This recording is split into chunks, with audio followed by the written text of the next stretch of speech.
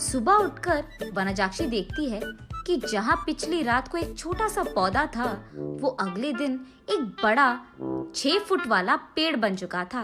और इतना ही नहीं, उनपे बैंगन भी इतने भरे भरे और 4 गुना बड़े भी उग गए थे। ये देख वनजाक्षी अपनी आंखों का खुद यकीन नहीं कर पा रही थी। पेड़ के पास आकर उसे जांचने लगती है।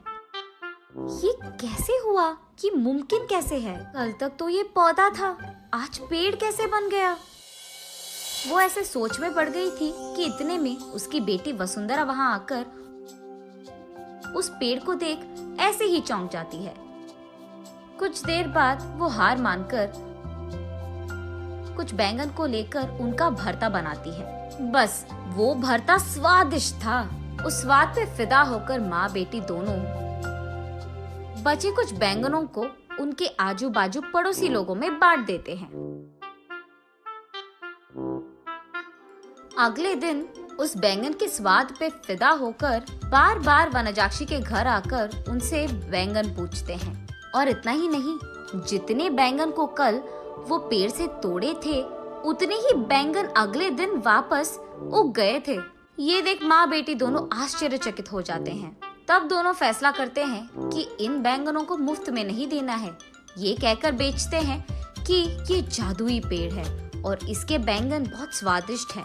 ऐसे वो बैंगन दुगने रेट में बिक जाते हैं। कुछ ही दिनों में इन स्वादिष्ट बैंगनों के बारे में और वो बड़ा सा बैंगन के पेड़ के बारे में इधर उधर बात फैलकर आजू बाजू पड़ोसी शहर तक पहुंच जाता है। इसलिए हर रोज सुबह शुरू होते ही पेड़ में भर के बैंगन उगते थे और उनके लिए लोगों की लाइन लग जाती थी सुबह सुबह, और वो भी वनजाक्षी के घर के बाहर। वनजाक्षी का पैसों का डिब्बा हर रोज पैसों से भर जाता था और ये बहुत साधारण सी चीज होती थी। कुछ ही दिनों में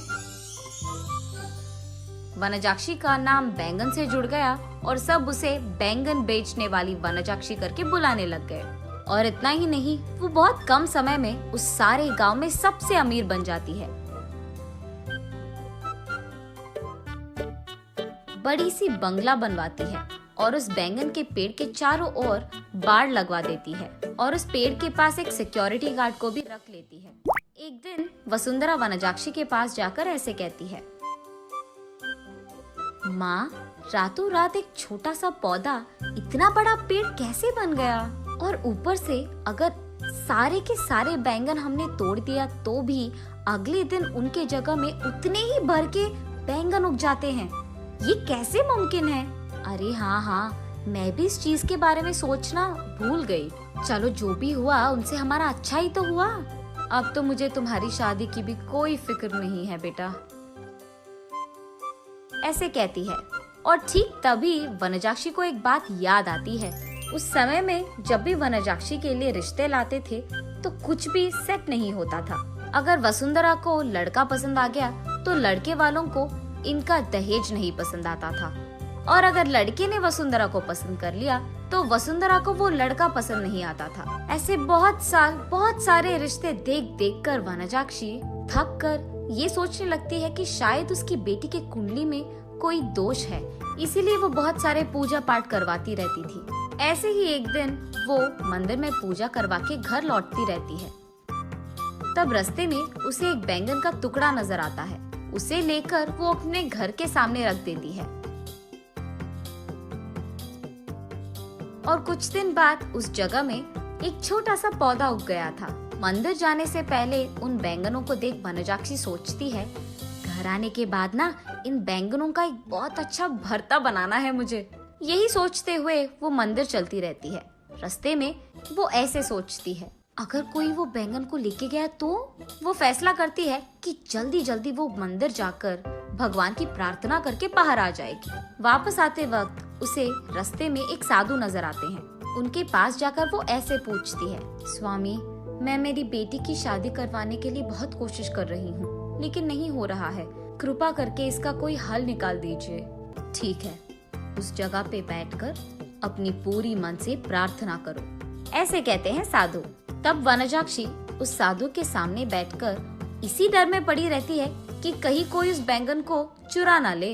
हे भगवान, मेरे घर जाने तक उन बैंगनों को संभाल के रखना, किसी को उसे चुराना नहीं है।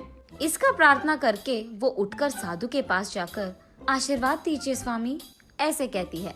तब साधु कहते हैं, जो प्रार्थना तुमने अपने मन से, पूरे मन से किया है, तुम्हें वो हासिल होगा, और वो भी दुगने में। जाओ बेटी। तब जाकर वनजाक्षी को समझ आता है कि हुआ क्या था, और वो वसुंधरा को ये सब समझा देती है।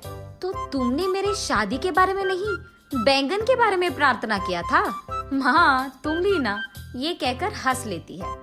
चलो जो भी हुआ, हमारा तो भला ही हुआ ना बेटी। इस बैंगन के पेड़ के वजह से हम अमीर बन गए हैं, और कल ही तुम्हारा स्वयंवर है, तैयार हो जाओ।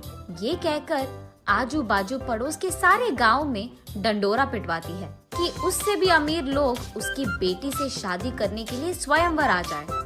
तब तक बैंगन बेचने वाली वनजाक्षी तो बहुत प्रसिद्ध थी, और उस घर के जादुई बैंगन का पेड़ भी। इसीलिए उससे रिश्ता पक्का करने के लिए बहुत सारे अमीर लोग लाइन में लग गए थे। उनमें से अमीर और अच्छा दिखने वाले एक आदमी से वनजाक्षी अपनी बेटी वसुंधरा की शादी करवा लेती है। कुछ दिन बाद जब उसके सारे जिम्मेदारियां खत्म हो गई थी, वनजाक्षी उस बैंगन के पेड़ के पास बैठकर ऐसे सोचने लगती है, उस दिन मुझे इस बैंगन के बारे में काश कुछ सोने का ख्याल आया होता। बैंगन के बदले में सोना दुगने में मिल जाता था, तब मैं और अमीर बन जाती थी। हाँ।